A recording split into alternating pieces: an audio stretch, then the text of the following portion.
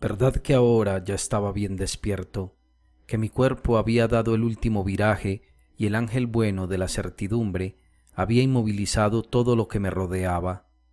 Me había acostado, arropado en mis mantas, en mi alcoba,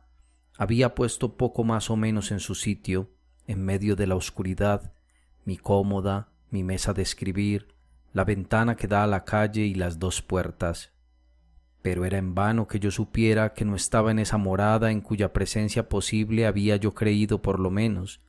ya que no se me representara su imagen distinta. En el primer momento de mi despertar, mi memoria ya había recibido el impulso y, por lo general, ya no intentaba volverme a dormir enseguida.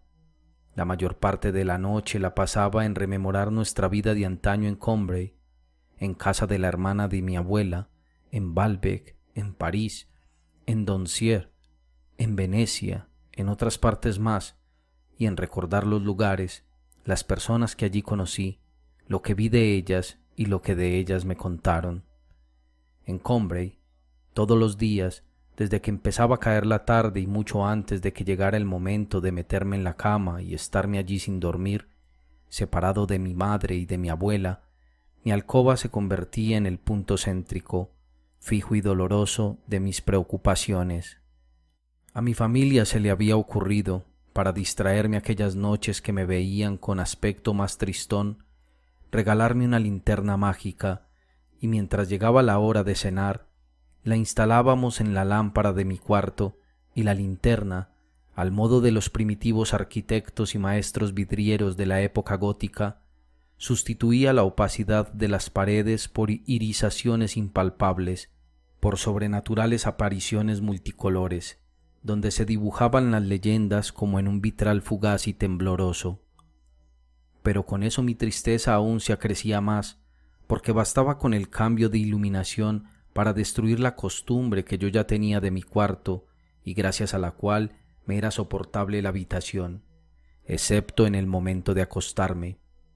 A la luz de la linterna no reconocía mi alcoba y me sentía desasosegado, como en un cuarto de fonda o de chalet donde me hubiera alojado por vez primera al bajar del tren. Al paso sofrenado de su caballo, Golo, dominado por un atroz designio, salía del bosquecillo triangular que aterciopelaba con su sombrío verdor la falda de una colina e iba adelantándose a saltitos hacia el castillo de Genoveva de Brabante. La silueta de este castillo se cortaba en una línea curva que no era otra cosa que uno de los óvalos de vidrio insertados en el marco de madera que se introducía en la ranura de la linterna. No era, pues, más que un lienzo de castillo que tenía delante una landa, donde Genoveva se entregaba a sus ensueños. Llevaba a Genoveva un ceñidor celeste. El castillo y la landa eran amarillos, y yo no necesitaba esperar a verlos para saber de qué color eran, porque antes de que me lo mostraran los cristales de la linterna, ya me lo había anunciado con toda evidencia la aureorrojiza sonoridad del nombre de Brabante. Golo se paraba un momento para escuchar contristado el discurso que mi tía leía en alta voz y que Golo daba muestras de comprender muy bien, pues iba ajustando su actitud a las indicaciones del texto, con docilidad no exenta de cierta majestad, y luego se marchaba al mismo paso sofrenado con que llegó. Si movíamos la linterna, yo veía el caballo de Golo que seguía avanzando por las cortinas del balcón. Se abarquillaba al llegar a las arrugas de la tela y descendía en las aberturas. También el cuerpo de Golo era de una esencia tan sobrenatural como su montura, y se conformaba a todo obstáculo material, a cualquier objeto que se le opusiera en su camino, tomándola como osamenta e internándola dentro de su propia forma, aunque fuera el botón de la puerta, al que se adaptaba enseguida para quedar luego flotando en él su roja vestidura, o su rostro pálido, tan noble y melancólico siempre, y que no dejaba traslucir ninguna inquietud motivada por aquella transverberación. Claro es que yo encontraba cierto encanto en estas brillantes proyecciones que parecían emanar de un pasado merovingio y paseaban por mi alrededor tan arcaicos reflejos de historia. Pero, sin embargo, es indecible el malestar que me causaba aquella intrusión de belleza y misterio en un cuarto que yo había acabado por llenar con mi personalidad, de tal modo que no le concedía más atención que a mi propia persona. Cesaba la influencia anestésica de la costumbre y me ponía a pensar y a sentir, cosas ambas muy tristes. Aquel botón de la puerta de mi cuarto, que para mí se diferenciaba de todos los botones de puertas del mundo en que abría solo, sin que yo tuviese que darle vuelta, tan inconsciente había llegado a hacerme su manejo, le veía ahora sirviendo de cuerpo astral a Golo, y en cuanto oía la campanada que llamaba la cena, me apresuraba a correr al comedor, donde la gran lámpara colgante, que no sabía nada de Golo ni de Barba Azul, y que tanto sabía de mis padres y de los platos de vaca rehogada, daba su luz de todas las noches, y caía en brazos de mi mamá, a la que me hacían mirar con más cariño los infortunios acaecidos a Genoveva, lo mismo que los crímenes de Golo me movían a escudriñar mi conciencia con mayores escrúpulos. Y después de cenar, ay, tenía que separarme de mamá, que se quedaba hablando con los otros, en el jardín, si hacía buen tiempo, o en la salita, donde todos se refugiaban si el tiempo era malo. Todos menos mi abuela, que opinaba que en el campo es una pena estarse encerrado, y sostenía constantes discusiones con mi padre los días que llovía mucho, porque me mandaba leer a mi cuarto en vez de dejarme estar afuera. Lo que es así nunca se le hará a un niño fuerte y enérgico, decía tristemente,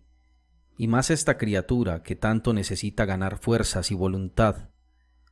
Mi padre se encogía de hombros y se ponía a mirar el barómetro porque le gustaba la meteorología,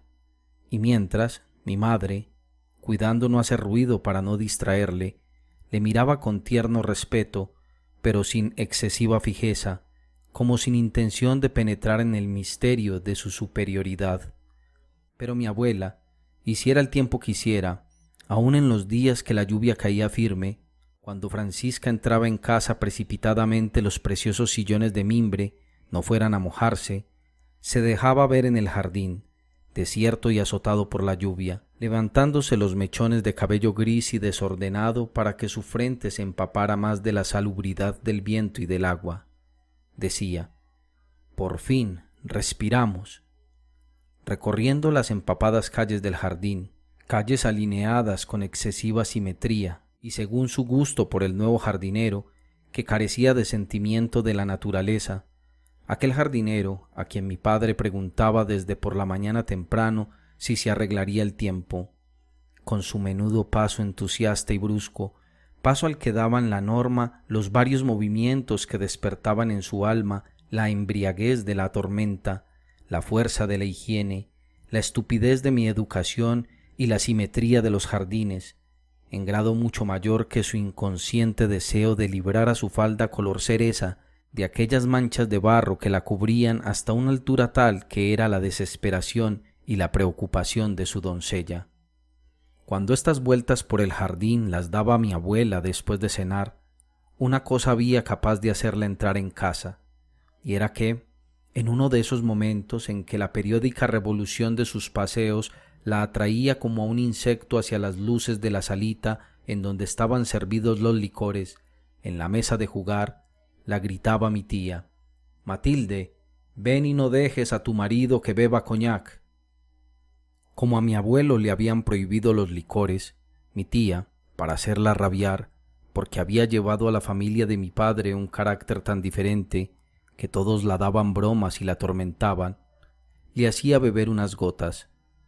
Mi abuela entraba a pedir vivamente a su marido que no probara el coñac. Enfadábase él y echaba su trago, sin hacer caso. Entonces mi abuela tornaba a salir, desanimada y triste, pero sonriente sin embargo, porque era tan buena y de tan humilde corazón, que su cariño a los demás y la poca importancia que a sí propia se daba, se armonizaban dentro de sus ojos en una sonrisa que, al revés de las que vemos en muchos rostros humanos, no encerraba ironía más que hacia su misma persona, y para nosotros era como el besar de unos ojos que no pueden mirar a una persona querida sin acariciarla apasionadamente. Cosas son esas como el suplicio que mi tía infligía a mi abuela, como el espectáculo de las vanas súplicas de ésta y de su debilidad de carácter, ya rendida antes de luchar, para quitar a mi abuelo su vaso de licor, a las que nos acostumbrábamos más tarde hasta el punto de llegar a presenciarlas con risa y a ponernos de parte del perseguidor para persuadirnos a nosotros mismos de que no hay tal persecución. Pero entonces me inspiraban tal horror que de buena gana hubiera pegado a mi tía. Pero yo, en cuanto oía la frase, «Matilde, ven y no dejes a tu marido que beba coñac», sintiéndome ya hombre por lo cobarde, hacía lo que hacemos todos cuando somos mayores y presenciamos dolores e injusticias. No quería verlo y me subí a llorar a lo más alto de la casa, junto al tejado, a una habitacioncita que estaba al lado de la sala de estudio, que olía a lirio y que estaba aromada, además, por el perfume de un grosellero que crecía afuera, entre las piedras del muro, y que introducía una rama de flores por la entreabierta ventana. Este cuarto, que estaba destinado a un uso más especial y vulgar, y desde el cual se dominaba durante el día claro hasta el torreón de Roussainville-le-Pin, me sirvió de refugio mucho tiempo, sin duda por ser el único donde podía encerrarme con llave para aquellas de mis ocupaciones que exigían una soledad inviolable, la lectura, el ensueño, el llanto y la voluptuosidad. Lo que yo ignoraba entonces es que mi falta de voluntad, mi frágil salud y la incertidumbre que ambas cosas proyectaban sobre mi porvenir contribuían, en mayor y más dolorosa proporción que las infracciones de régimen de su marido, a las preocupaciones que ocupaban a mi abuela durante las incesantes deambulaciones de por la tarde o por la noche, cuando la veíamos pasar y repasar, alzado un poco oblicuamente hacia el cielo aquel hermoso rostro suyo, de mejillas morenas y surcadas por unas arrugas que, al ir haciéndose vieja, habían tomado un tono malva como las labores en tiempo de otoño, arrugas cruzadas, si tenía que salir, por las rayas de un velillo a medio alzar y en las que siempre se estaba secando una lágrima involuntaria, caída entre aquellos surcos por causa del frío o de un pensamiento penoso. Al subir a acostarme, mi único consuelo era que mamá habría de venir a darme un beso cuando ya estuviera yo en la cama. Pero duraba tan poco aquella despedida y volvía mamá a marcharse tan pronto que aquel momento en que la oía subir, cuando se sentía por el pasillo de doble puerta el leve roce de su traje de jardín, de muselina blanca con cordoncitos colgantes de paja trenzada, era para mí un momento doloroso, porque anunciaba el instante que vendría después, cuando me dejara solo y volviera abajo. Y por eso llegué a desear que ese adiós con que yo estaba tan encariñado viniera lo más tarde posible y que se prolongara aquel espacio de tregua que precedía a la llegada de mamá. Muchas veces, cuando ya me había dado un beso e iba a abrir la puerta para marcharse, quería llamarla, decirla que me diera otro beso, pero ya sabía que pondría cara de enfado, porque aquella concesión que mamá hacía a mi tristeza y a mi inquietud subiendo a darme un beso, trayéndome aquel beso de paz, molestaba a mi padre, a quien parecían absurdos estos ritos, y lo que ella hubiera deseado es hacerme perder esa costumbre, muy al contrario de dejarme tomar esa otra nueva de pedirla un beso cuando ya estaba en la puerta, y el verla enfadada destrozaba toda la calma que un momento antes me traía al inclinar sobre mi lecho su rostro lleno de cariño, ofreciéndomelo como una hostia para una comunión de paz en la que mis labios beberían su presencia real y la posibilidad de dormir. Pero aún eran buenas esas noches cuando mamá se estaba en mi cuarto tan poco rato, por comparación con otras en que había invitados a cenar y mamá no podía subir. Por lo general, el invitado era el señor Swann que, aparte de los forasteros de paso, era la única visita que teníamos en Combray. Unas noches para cenar, en su calidad de vecino, con menos frecuencia desde que había hecho aquella mala boda, porque mis padres no querían recibir a su mujer, y otras después de cenar, sin previo aviso. Algunas noches, Cuando estábamos sentados delante de la casa alrededor de la mesa de hierro, cobijados por el viejo castaño, oíamos al extremo del jardín no el cascabel chillón y profuso que regaba y aturdía su paso con un ruido ferruginoso, helado e inagotable a cualquier persona de casa que le pusiera en movimiento al entrar sin llamar, sino el doble tintineo, tímido, oval y dorado de la campanilla que anunciaba a los de fuera, y enseguida todo el mundo se preguntaba: ¿una visita? ¿Quién será? Aunque sabíamos muy bien que no podía ser nadie más que el señor Swann. Mi tía, hablando en voz alta, para predicar con el ejemplo, y en tono que quería ser natural, nos decía que no cuchicheáramos así, que no hay nada más descortés que eso para el que llega, porque se figura que están hablando de algo que él no debe oír, y mandábamos a la descubierta a mi abuela, contenta siempre de tener un pretexto para dar otra vuelta por el jardín, y que de paso se aprovechaba para arrancar subrepticiamente algunos rodrigones de rosales, con objeto de que las rosas tuvieran un aspecto más natural, igual que la madre que con sus dedos ahueca la cabellera de su hijo porque el peluquero dejara el peinado liso por demás. Nos quedábamos todos pendientes de las noticias del enemigo que la abuela nos iba a traer, como si dudáramos entre un gran número de posibles asaltantes, y enseguida mi abuelo decía: «Me parece la voz de Swann». En efecto, solo por la voz se le reconocía, no se veía bien su rostro, de nariz aguileña, ojos verdes y elevada frente rodeada de cabellos casi rojos, porque en el jardín teníamos la menos posible luz para no atraer los mosquitos, y yo iba, como el que no hace nada, a decir que trajeran los refrescos, cosa muy importante a los ojos de mi abuela, que consideraba mucho más amable que los refrescos estuvieran allí como por costumbre y no de modo excepcional y para las visitas tan solo. El señor Swann, aunque mucho más joven, tenía mucha amistad con mi abuelo, que había sido uno de los mejores amigos de su padre. Hombre según decían, excelente, pero muy raro, y que, a veces, por una nadería atajaba bruscamente los impulsos de su corazón o desviaba el curso de su pensamiento. Yo había oído contar a mi abuelo, en la mesa, varias veces al año las mismas anécdotas sobre la actitud del señor Swann, padre, a la muerte de su esposa, a quien había asistido en su enfermedad de día y de noche.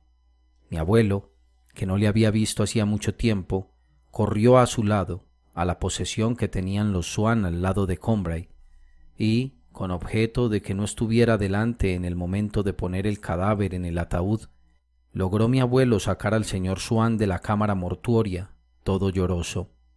Anduvieron un poco por el jardín, donde había algo de sol, y, de pronto, el señor Swann, agarrando a mi abuelo por el brazo, exclamó: «Ah, amigo mío,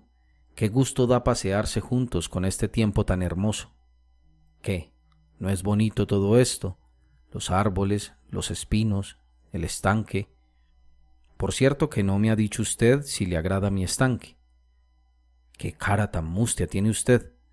Y de este airecito que corre, ¿qué me dice? Nada, nada, amigo mío. Digan lo que quieran, hay muchas cosas buenas en la vida». De pronto volví al recuerdo de su muerta, y pareciéndole sin duda cosa harto complicada el averiguar cómo había podido dejarse llevar en semejantes instantes por un impulso de alegría, se contentaba con recurrir a un ademán que le era familiar cada vez que se le presentaba una cuestión ardua, pasarse la mano por la frente y secarse los ojos y los cristales de los lentes. No pudo consolarse de la pérdida de su mujer, pero en los 2 años que la sobrevivió, decía a mi abuelo: «Qué cosa tan rara. Pienso muy a menudo en mi pobre mujer, pero mucho, mucho de una vez no puedo pensar en ella. Y a menudo, pero poquito de una vez, como el pobre Swann», pasó a ser una de las frases favoritas de mi abuelo, que la decía a propósito de muy distintas cosas.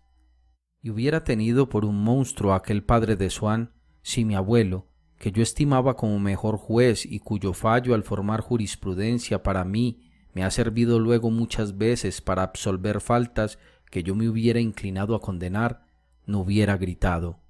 «¿Pero cómo? Si era un corazón de oro».